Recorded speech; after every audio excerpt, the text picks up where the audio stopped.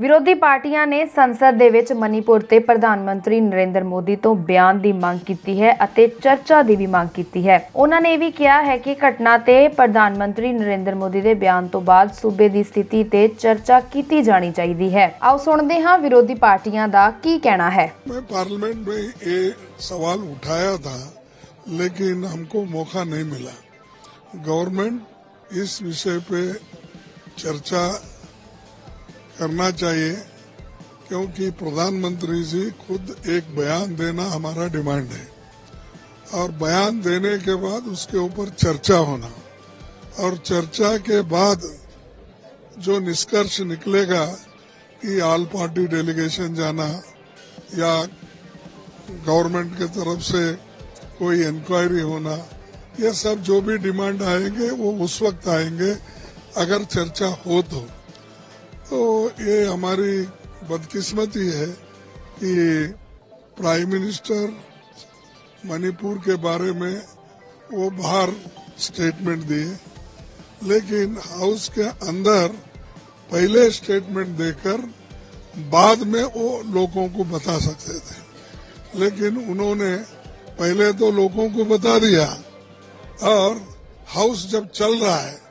तो ये हमारा प्रिविलेज होता है कि सभी पार्लियामेंट मेंबर्स का उनके लीडर आकर पहले पार्लियामेंट को बताए, उसके बाद बाहर वो प्रेस कॉन्फ्रेंस करे जब वो पार्लियामेंट चल रहा है। अगर पार्लियामेंट नहीं चलता तो वो आउटसाइड बोल सकते हैं।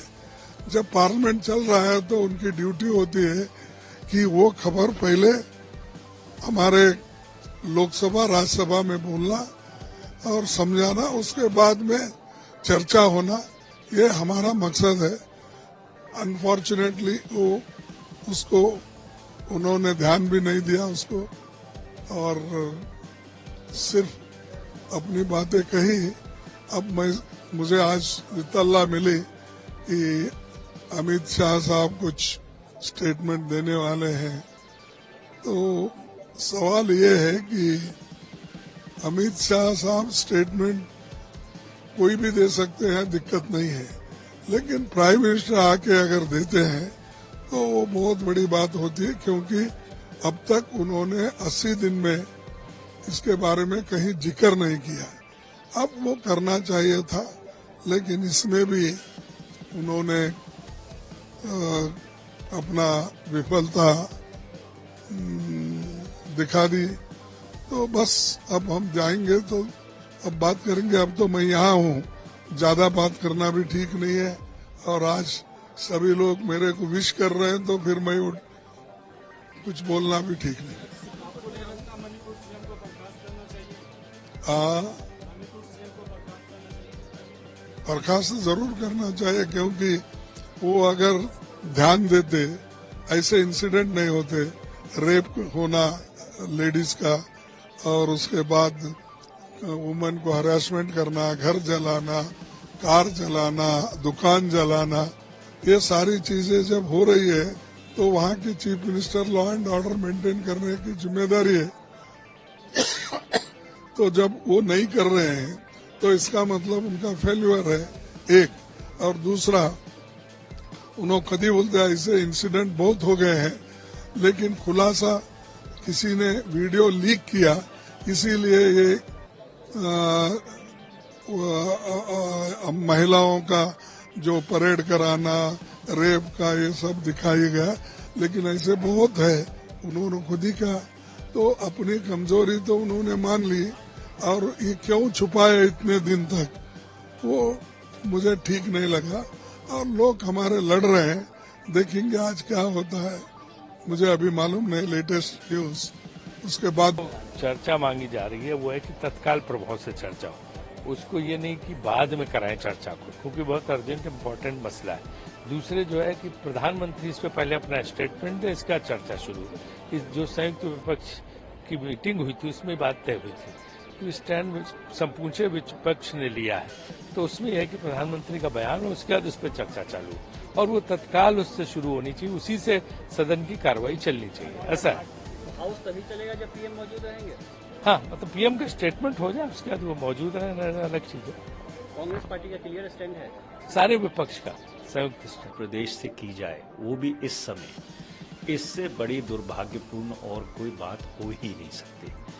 मणिपुर में पिछले 77 दिन से 78 दिन से एक अराजकता का माहौल बना हुआ है। अगर ये कहा जाए कि वहाँ पे सरकार और प्रशासन नाम की कोई चीज़ ही नहीं है, तो ये बात गलत नहीं होगी। और इस संदर्भ में जब संसद का सत्र जो मानसून सत्र है, जो बारिश का सत्र है, वो जिस दिन शुरू हुआ, तो क्या प्रधानमंत्री जी का ये उत्तरदायित्व तो नहीं बनता था कि वो सदन के समक्ष जो भी बयान देना है सदन के समक्ष दे। एक सदन की मर्यादा और परंपरा है कि जब सदन चलता है तो कोई भी बयान सदन के बाहर नहीं दिया जा सकता। और इसलिए सवाल एक दर्दनाक और दुर्भाग्यपूर्ण और बर्बरतापूर्ण घटना का नहीं है। सवाल ये है कि पिछले 78 दिन से जो मणिपुर में हो रहा है उसके लिए कौन जिम्मेवार है। और इसीलिए विपक्ष ने ये मांग की है कि काम रोको प्रस्ताव के तहत लोकसभा और राज्यसभा में इस पे चर्चा होनी चाहिए। तो वो मान क्यों नहीं लेते? हमने काम रोको प्रस्ताव दिया है 184 के तहत। काम रोको प्रस्ताव के तहत आज बहस करा दें। हमारी मांग क्या है कि प्रधानमंत्री जी अगर सदन के बाहर बोल सकते हैं तो सदन के भीतर बोलने में उनको क्या आपत्ति है? दोनों सदनों में अपना वक्तव्य दें और काम रोको प्रस्ताव के तहत उस पर चर्चा हो। ये हमारी मांग है। With great regret, I must say it's a very cynical approach. Equating and comparing the atrocities which have unfolded in Manipur over the past 78 days to something regrettable and something unfortunate which has happened in some other state is absolutely reprehensible, for the lack of a better word. What you have seen play itself out in Manipur is the most horrific manifestation of violence that this country has possibly seen in the past so many years. If one were to say that the state has collapsed in Manipur, it would not be an overstatement. So therefore, under those circumstances, if the Chief Justice of India can take cognizance, suo motu cognizance, and direct the government that the court will have to intercede if the government does not do anything, shouldn't Parliament be discussing it in a constructive, serious, sensitive and a responsible manner? Should the Prime Minister not be speaking to the House? Is it appropriate for the Prime Minister to be speaking outside the House when the House is in session? Because that defies every constitutional tradition which has been institutionalized or consecrated in parliamentary democracy since its inception in 1952, or even when the Constituent Assembly was there. So there are grave issues concerning Manipur, which is a border state, next to Myanmar. There are reports in the Chinese media that even China is watching the situation in Manipur very closely. It has larger geostrategic implications. So therefore, under those circumstances, it is important that the Prime Minister speaks to both houses, makes a statement, and that should be followed by a discussion under Rule 184 in the Lok Sabha and 267 in the Rajya Sabha. But don't you think that the Prime Minister must? After all, what has been playing itself out in Manipur is a horrendous tragedy, for the lack of a better word. If the Prime Minister can take cognizance of the flood situation in Delhi, can't he take cognizance of the, if I may use the word, a kind of an ethnic divide which has completely and absolutely crippled Manipur?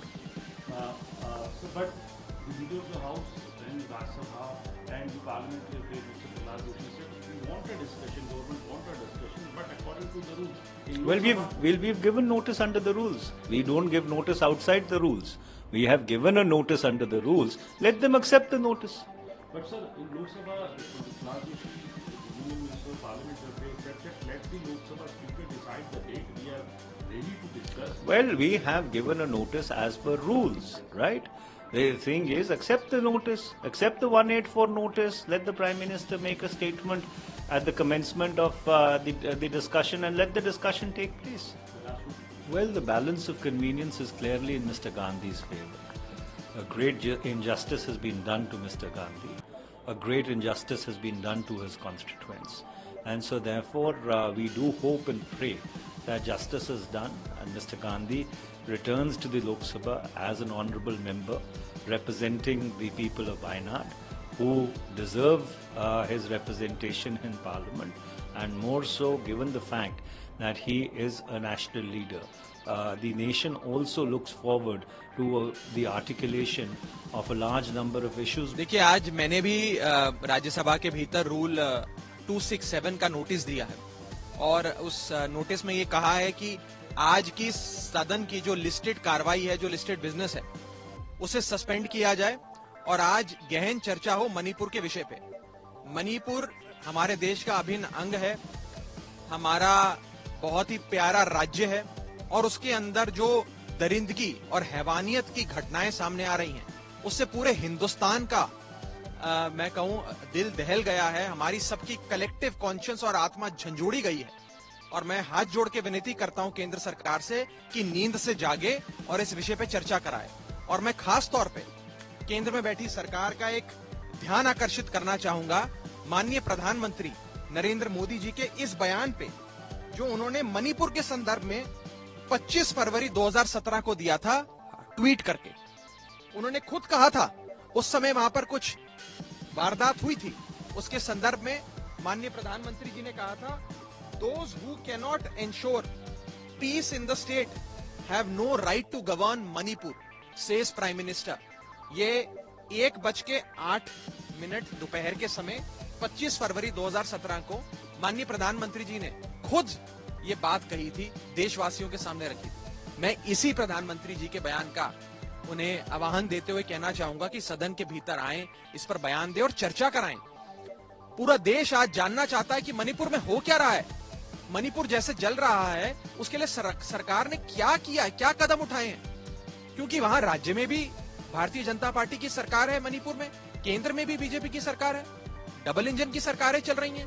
फिर भी अगर राज्य की सुरक्षा की, देश के एक अभिन्न अंग मणिपुर में ये हालात हो रही हैं, ऐसी वारदातें हो रही हैं, इस प्रकार से क्लैशेस हो रहे हैं, लोगों को मारा जा रहा है, हजारों लोग बेघर हो गए, न जाने कि कितने लोगों की मृत्यु हो गई है, जान माल का नुकसान हुआ है, जो बता रहे हैं कि राज्य में अब कुछ बचा ही नहीं है। उस स्थिति में भी सरकार कुंभकर्णी नींद सो रही है, उनके कान पे जूं तक नहीं रेंग रही और वो बहस कराने से भाग रही है। ये बहुत दुखद है। मैं चाहूंगा कि आज हम सबका और मेरा भी जो रूल 267 का नोटिस है उसका संज्ञान लेते हुए आज से ही मणिपुर पे बहस शुरू हो और मणिपुर में जल्द से जल्द एक डिस्क्रेडिटेड सरकार जो है बीजेपी की राज्य में, उसे बर्खास्त किया जाए। उन्हें कोई अधिकार नहीं है सरकार में रहने का और वहां पे राष्ट्रपति शासन लगाया जाए।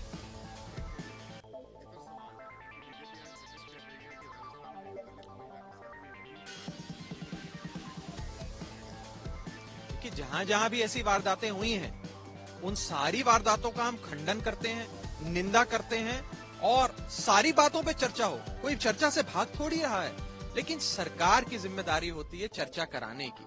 आज से पहले भी रूल 267 में कई सारे नोटिस स्वीकारे गए हैं, उन पे चर्चाएं हुई हैं। मैं आज उन सारे पुरानी जितने भी रूल 267 के नोटिस आज तक एक्सेप्ट किए गए हैं, उन सबका ब्यौरा लाया हूं, आज रखूंगा सदन के भीतर चेयरमैन के सामने कि ये सारे वो रूल 267 की बहस हैं जो इस सदन के भीतर हुई हैं। हमारे नोटिस न जाने क्यों अब ये सरकार स्वीकारती ही नहीं है। और मैं तो आज माननीय प्रधानमंत्री जी के इस बयान का आह्वान देने आ रहा हूं सदन के भीतर कि जब प्राइम मिनिस्टर खुद कह रहे हैं ये बात कि मणिपुर सरकार को कोई अधिकार नहीं है सरकार चलाने का, वहां पर बहुत बुरी स्थिति है, 2017 का उनका बयान है।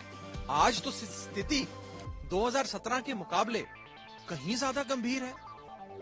The magnitude of the situation today in Manipur is multifold than what it was in the year 2017. आज तो स्थिति और बद से बदतर हो गई है। तो कृपया कर इस पर चर्चा कराएं। मणिपुर को बर्बाद करने में सीधे तौर पे भारत के प्रधानमंत्री की चुप्पी और भारतीय जनता पार्टी की मणिपुर की सरकार जिम्मेदार है।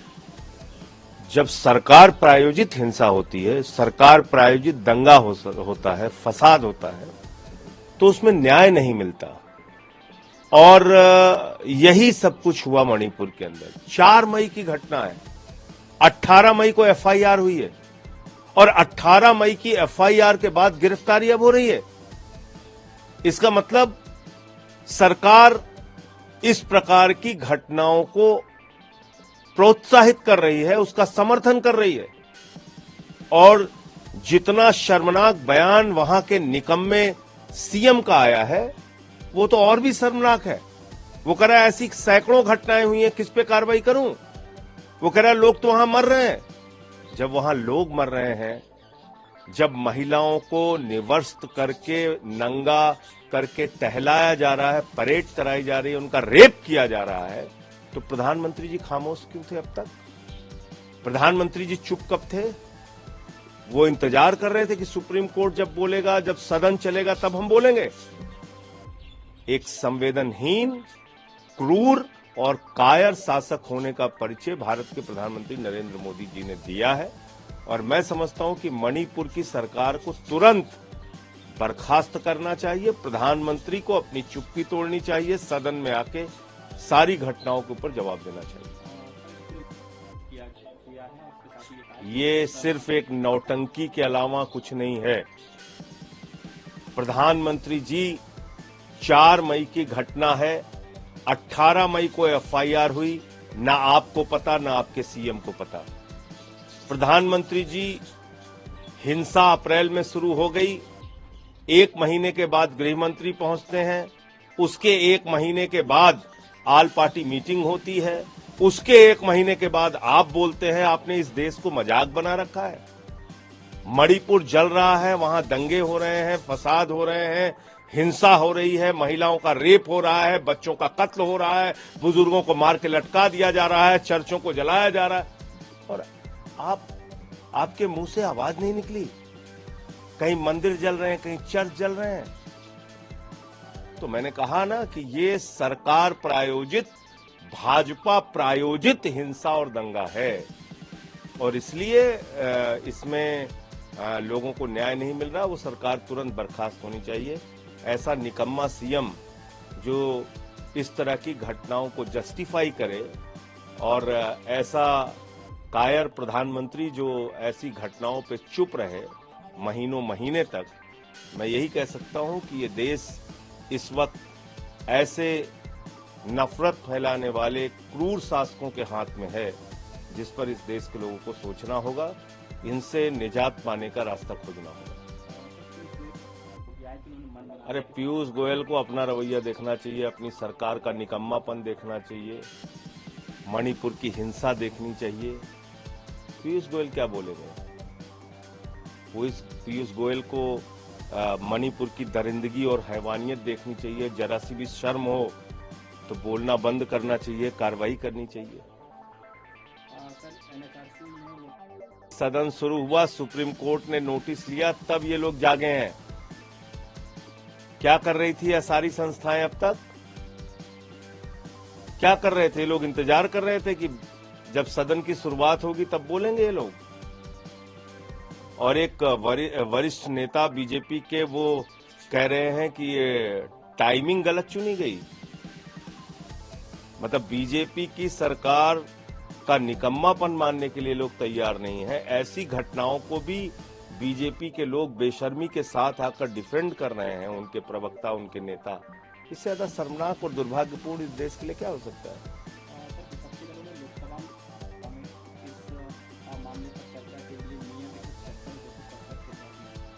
हाँ, तो नोटिस दिया गया है। अभी एक नोटिस तो मेरा था स्पेशल मेंशन का, जिसको इन लोगों ने रिजेक्ट कर दिया। 267 का नोटिस मैंने भी दिया है, और सदन में चर्चा की मांग करेंगे। मणिपुर पर जब तक प्रधानमंत्री जवाब नहीं देते, तब तक हम लोग सदन में आवाज उठाते रहेंगे।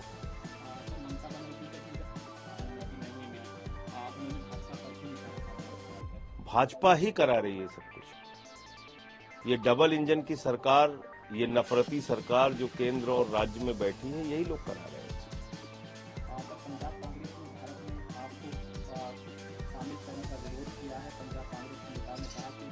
पार्टी से पूछ। मामले में बीजेपी का निशाना साधा गया है। देखो, मैं सिर्फ इतना कहना चाहता हूं कि आज जो परिस्थितियां हैं उसके हिसाब से देश में जहां जो घटनाएं हो रही हैं उस पर न्याय हो और कानून। 80 days Prime Minister spoke for 80 seconds in front of Parliament on Manipur.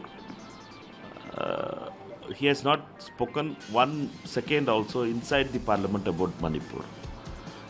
Yesterday, in a private channel, Honorable Governor of Manipur has spoken very serious reports. She has told about it. She has told that she has sent to the higher ups, that is the Home Ministry, that 70,000 refugees are there in camps, and she has never seen in an independent India violence like this. For it's a very serious thing from the governor of Manipur. For we want the Honorable Prime Minister to come to the Parliament and answer these questions about the governor's report. What governor has told to them? What is the real fact? Therefore, Prime Minister has not gone to Manipur. Honorable Home Minister has gone 60 days before for 2 days. And now, when governor is speaking like this, yesterday in a private channel, it takes serious view about Manipur. And videos which are coming out from Manipur shows the disturbance real story. Therefore, we want the Honorable Prime Minister Modi, instead of speaking outside the Parliament, he should come to the House and make a statement what is the real fact. Because governor has asked certain questions and she has shared some information in the public forum. This is the first time a governor of a state has told a new information which is very serious in nature, and opposition parties demand that Honorable Prime Minister, who speaks everywhere and anywhere, every day he speaks 3 speeches minimum, why can't he come to Parliament and give a speech to? ਹੋਰ ਨਵੀਆਂ ਖਬਰਾਂ ਦੇਖਣ ਦੇ ਲਈ subscribe ਕਰੋ PBX news ਦਾ official YouTube channel.